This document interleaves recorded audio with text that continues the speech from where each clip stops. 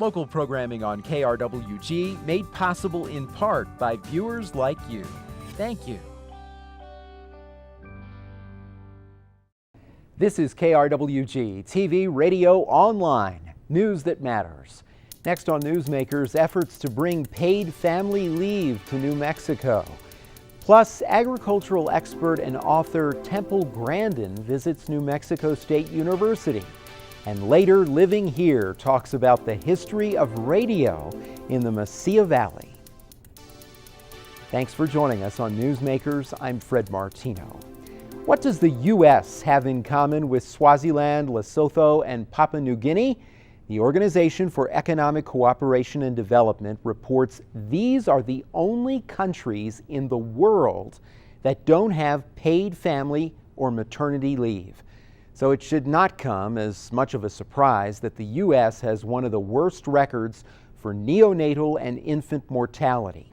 Simon Thompson reports on a push in New Mexico to expand access to paid family leave.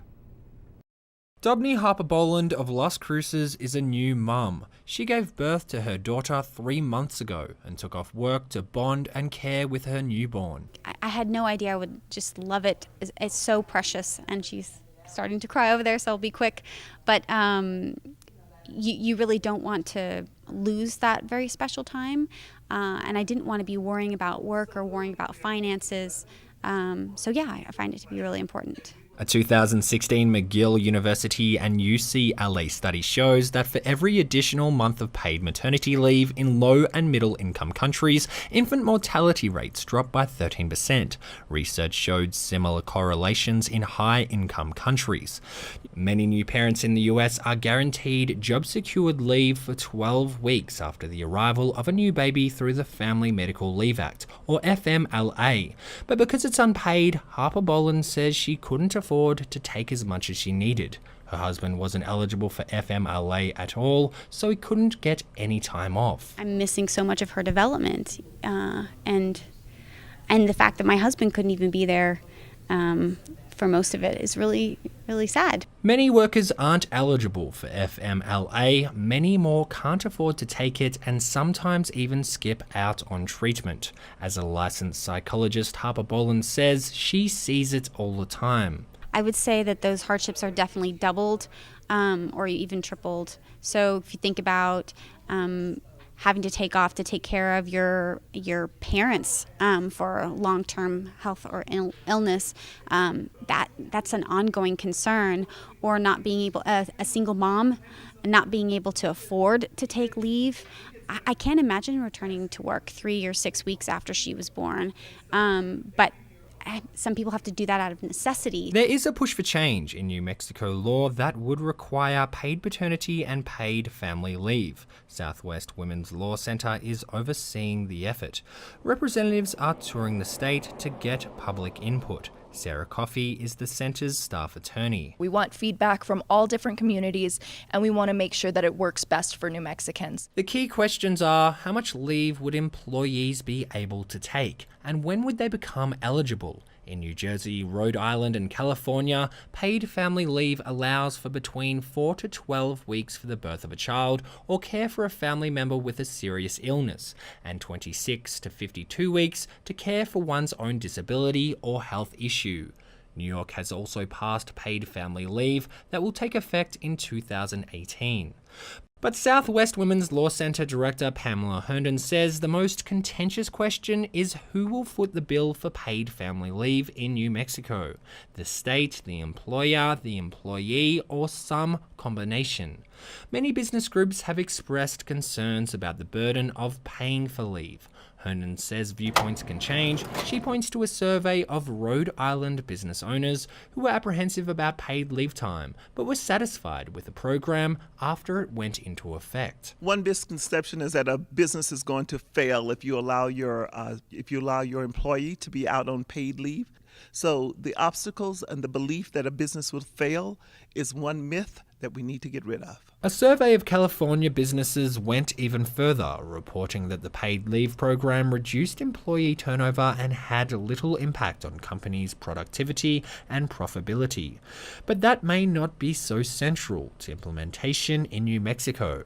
Herndon says a program funded solely by employees might be a model. We're more likely to be leaning toward employees being the only ones who are putting money into this fund so that it will follow the employee no matter where they're working. So they don't have to be tied to any one employer, so that the fund will follow them throughout their entire lives. According to the Department of Labor, only 12% of US private sector workers have access to paid family leave through their employer.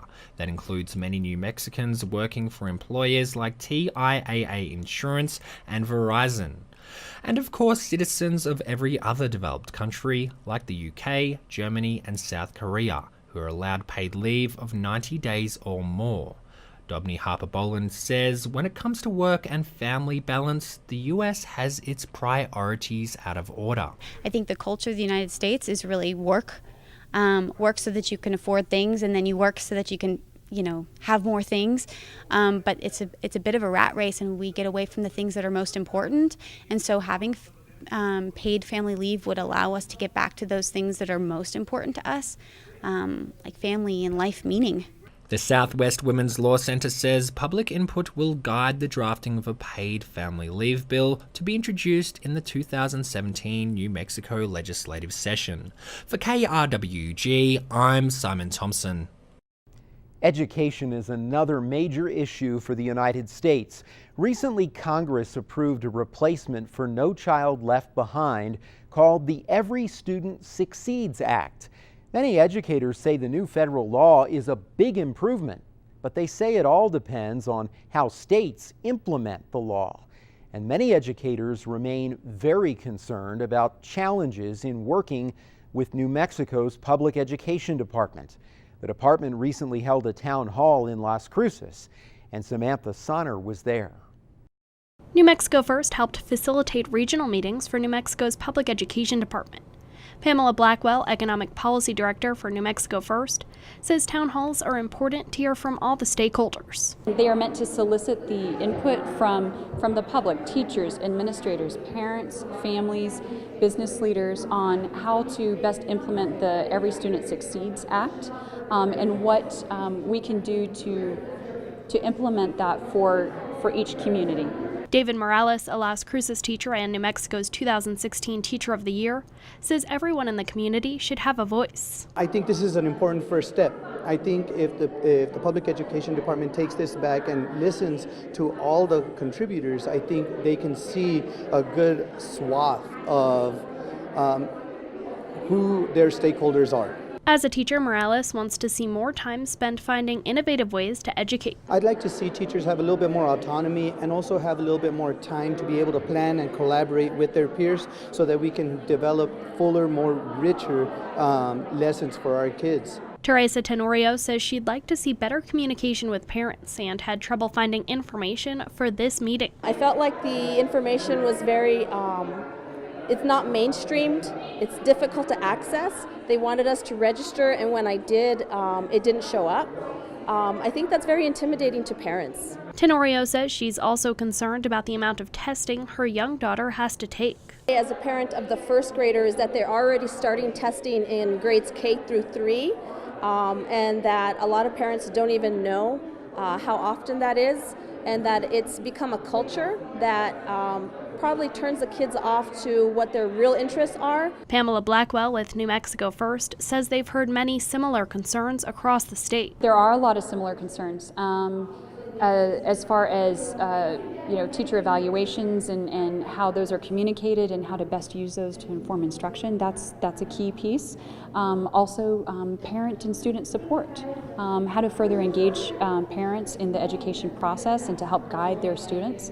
Also, coursework. There's been more of an emphasis in these meetings on vocational education as a key to student success. Blackwell says in addition to concerns, they've also heard innovative solutions. For KRWG, I'm Samantha Sonner. We continue our look at education now in our weekly feature, In Focus. Hi, welcome to In Focus. I'm Anthony Moreno. In February, hundreds of middle school students will attend New Mexico State University with their parents to take part in the Young Achievers Forum. It's an event that is aimed to help get middle school students and their parents thinking about a higher education. Here to share a little bit more about the forum and the organization, the Young Achievers Forum, is Terry Garcia, organizer with the organization. Thank you very much for joining us. Thank you, appreciate it. Now, could you start off by telling us a little bit about what we can expect with the forum? Oh, absolutely. So this really is not only an opportunity to discuss higher education with parents and students, but it's also even an opportunity for kids to really start to glean that there are opportunities past high school. Many kids, especially when you look at low-income students, they really don't have an understanding. And in many cases, we're still seeing kids that are going to be the first in their generation to obtain higher education. And so it's really an opportunity for them to get outside of their neighborhoods, to come out, see what the university is like, kind of have a quasi-experience of college life for a day. So what sort of events will be held during the forum for the students and their parents? Well, so for the students, it's very different from the parents. For the students, it really is like a day at college. We have student guides as well as business and community leaders that will lead a group of students through what would appear to be a class day. Now, there are going to be 5 classes, which typically a college student doesn't have, but it gives them an opportunity to walk around campus to see how students have to do that and not have to deal with handling their time and understanding how they need to get from one end of campus to the other. It also gives them an opportunity to talk to actual students who are attending school and what are their struggles and what is it like to be a college student. And the classes are really only about 20 minutes long, but then they also get an insight from the person who's teaching the class about what it took for them to get through higher education, what they studied, what it is that they've done, how they've become successful, so that they understand it takes work. It's not just somebody handing you a piece of paper and you're done. So it really does give them that opportunity. They also get, some breaks in between here and there, and the walking also helps with trying to calm that energy. For the parents on the other side, they actually have sessions on how they can look at financing their students, their child's education going forward. What are the steps they need to take? When should they start looking at ensuring that they start talking to their kids about school? What are what all do they need to be doing? And NMSU has been a wonderful partner in this entire process because they're also being very helpful in following up with students throughout that junior high school through high school career to ensure that they continue to think about college. Now, is this the first time that this program has been in New Mexico? It is. This is our first year with NMSU.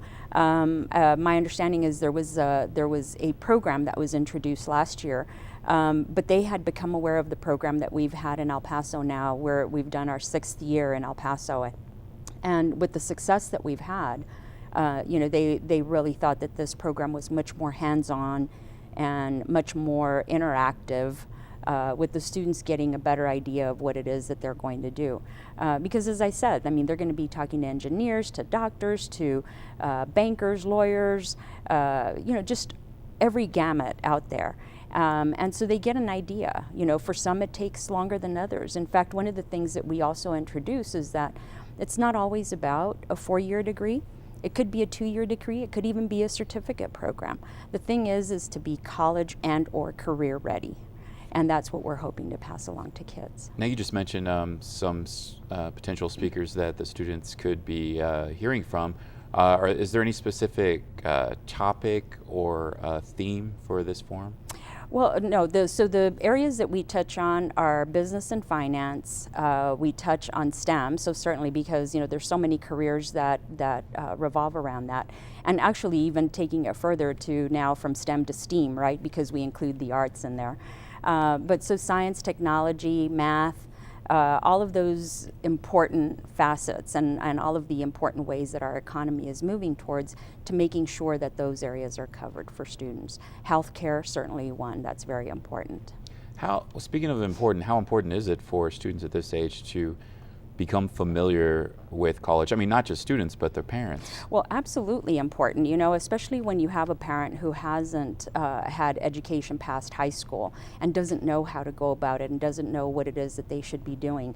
It's a huge task that, you know, we can't just rely on the schools to take care of. I mean, when you talk about thousands of students and 2 or 3 counselors per school, you know, how do you touch all those students? How do you really ensure that you're really getting the word out to them about what it is that has to happen? And so this isn't a one-all, you know, a one-fits-all, but it's just another step in trying to ensure that that we educate parents and educate students about what they can do after high school. You know, you mentioned that there's very different forms of higher education a student could obtain, whether it's a certificate, a 2-year degree, a 4-year degree. How do you kind of get that through to the students that to make them, you know, start thinking about things, but just get them curious in general? Well, you know, I mean, certainly, and I'm sure that you've run across, whether it's friends of yours, whether it's relatives, whatever the case might be, where there just really isn't that interest in pursuing that 4-year degree, or they don't see themselves as being the suit and tie guy.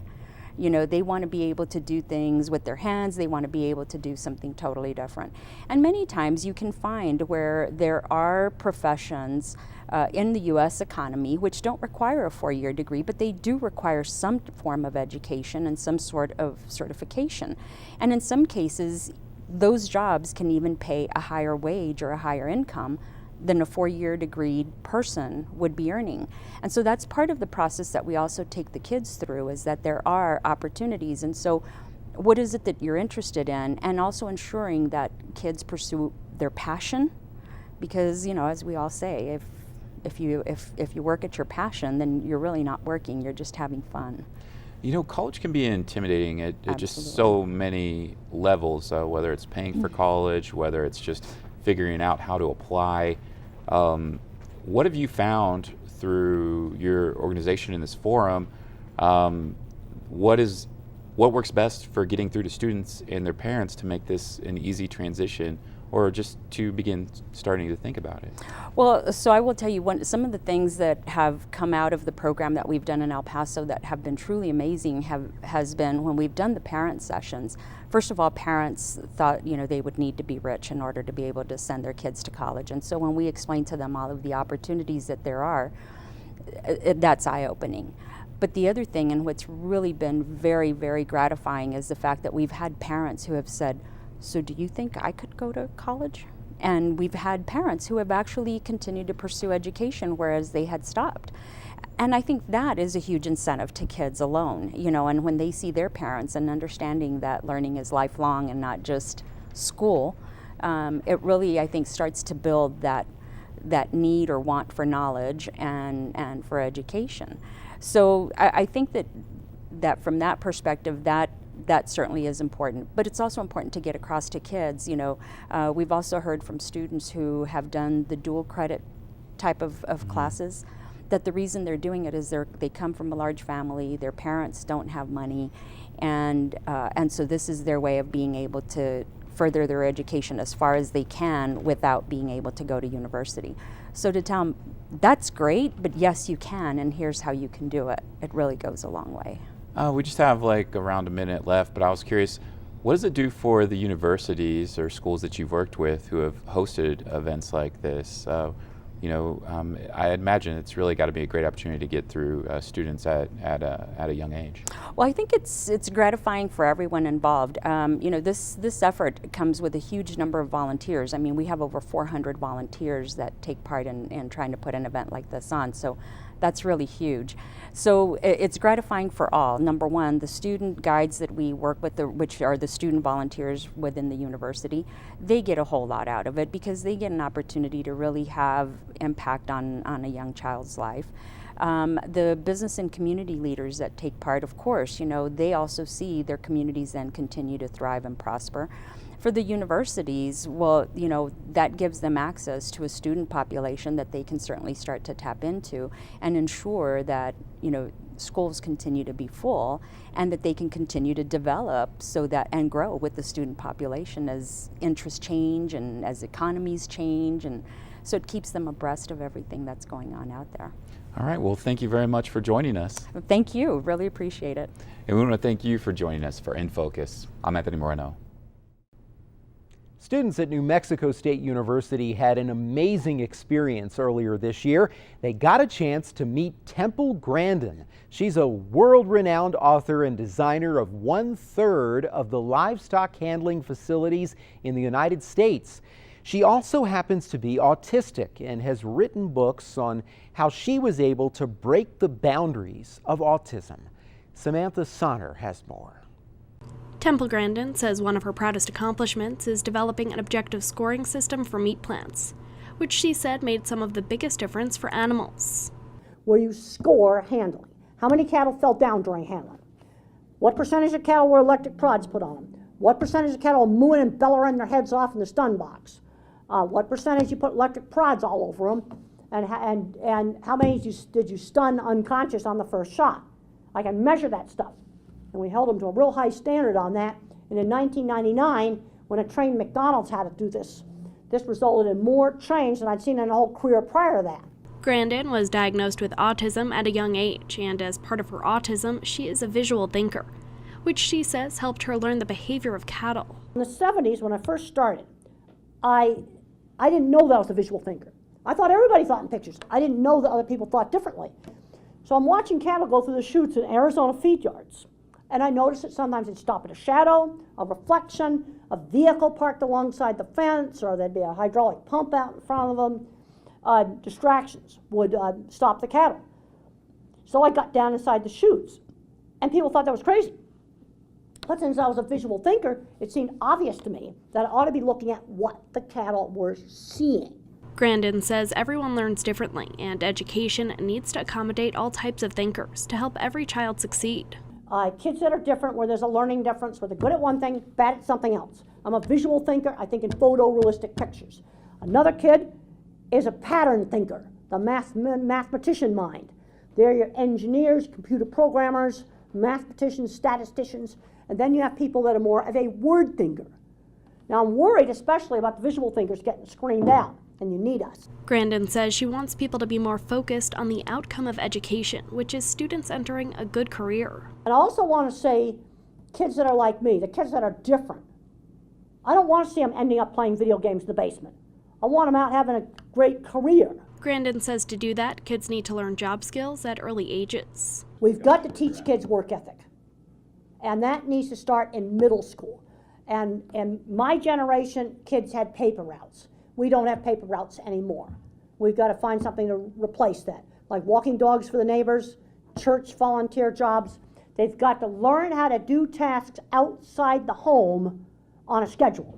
Grandin says some of the most influential people in her life were her mentors, like her mother and high school science teacher, who helped her find places she fit in. Best way to get social interactions through shared interests. I was bullied all through school. So was Steve Jobs. Bullied and bullied and bullied. The only places I was not bullied was where there was a shared interest. Horseback riding and electronics, model rockets. I mean, today it's going to be computer club, it could be band, theater, or it might be robotics. Grandin says she wants to help students find something they are passionate about and help them turn it into successful careers. For KRWG, I'm Samantha Sonner.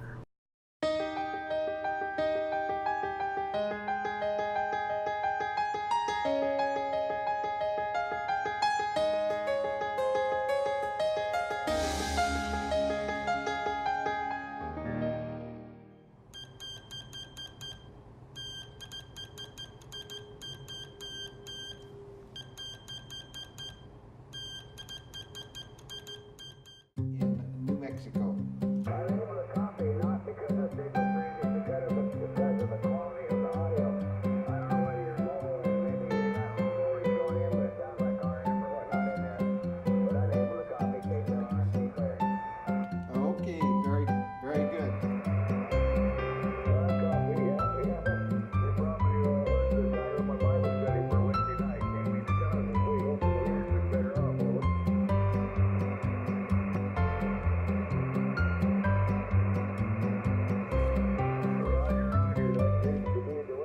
Radio clubs have been formed since the First World War. I'm sure there were some people in the Mesilla Valley, and they got together to make a club. The club is made up of licensed radio amateurs, licensed by the federal government.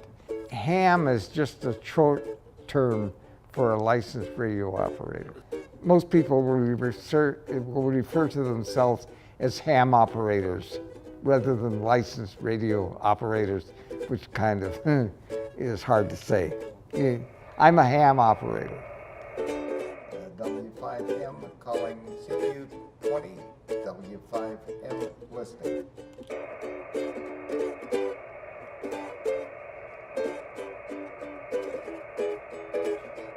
The radio club, they try to display some of the aspects of amateur radio. It's to give the people an introduction to amateur radio. And the title is Wireless in Mesilla Valley, because there's been much done in the Mesilla Valley besides amateurs.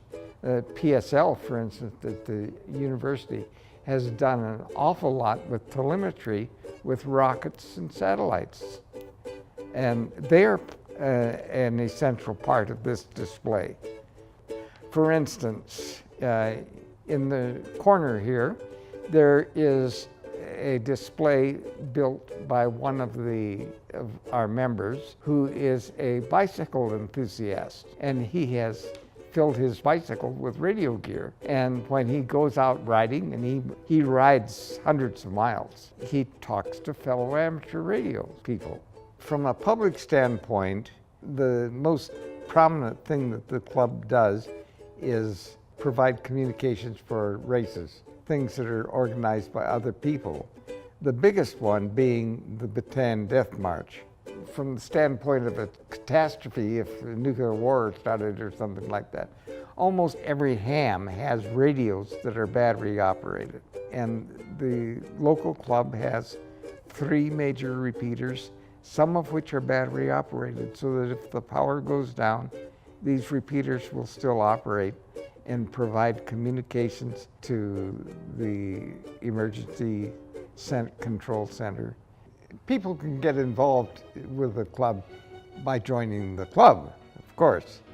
They have a website, n5bl.org, O-R-G. The N5BL are the call letters of the local club. There's a whole list of things. One of them is called the Local Oscillator, which is the newsletter. It's put out once a month. It appears on the website. It has the addresses of all the officers and tells you explicitly how you can join. And it's just mainly a hobby group.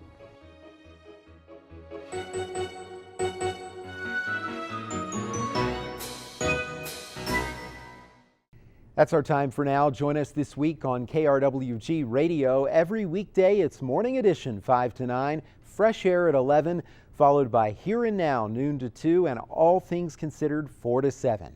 KRWG News is always online at krwg.org, and we'd love to hear from you. Email us with your story ideas and video submissions. The address is feedback@nmsu.edu. Have a great week. We'll see you next time on Newsmakers.